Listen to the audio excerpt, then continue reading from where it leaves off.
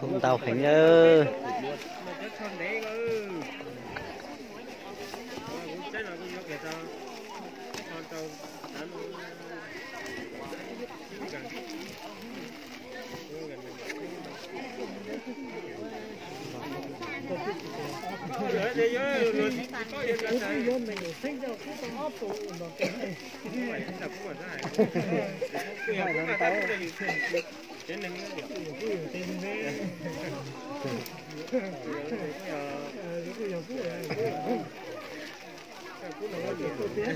Chưa cũng đi ta hả su Hả?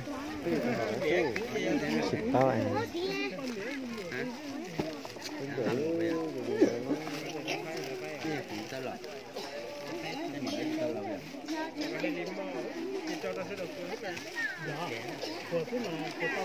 Cùng nhiều tao cùng nhiều tao thấy nó tốt rồi.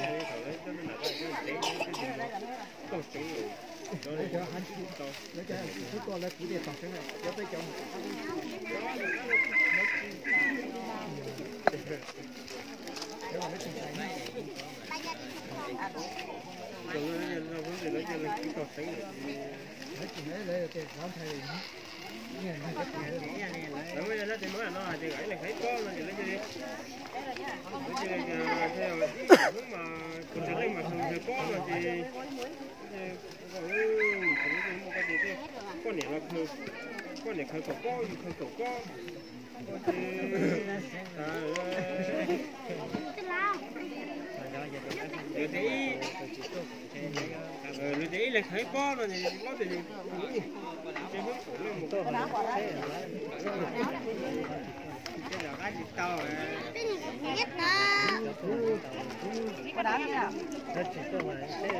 giờ pha mà tờ lấy muối là để cho nó đều ý nó tụi tôi có thể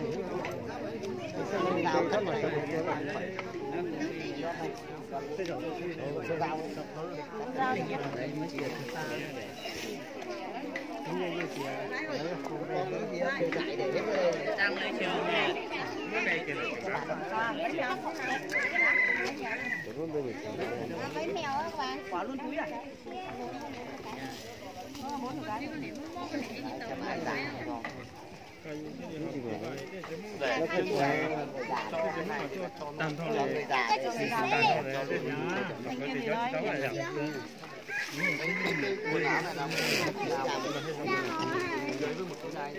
cái giờ kia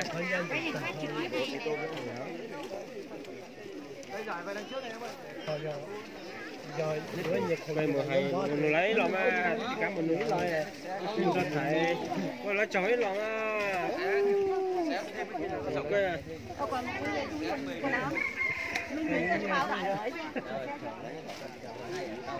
cái này thì giờ không bao giờ chó và lấy không nó khỏi tiêu cực cá là để nhà để suất 35 suất đây. Ba con muốn hai cái này. Đi đâu bao?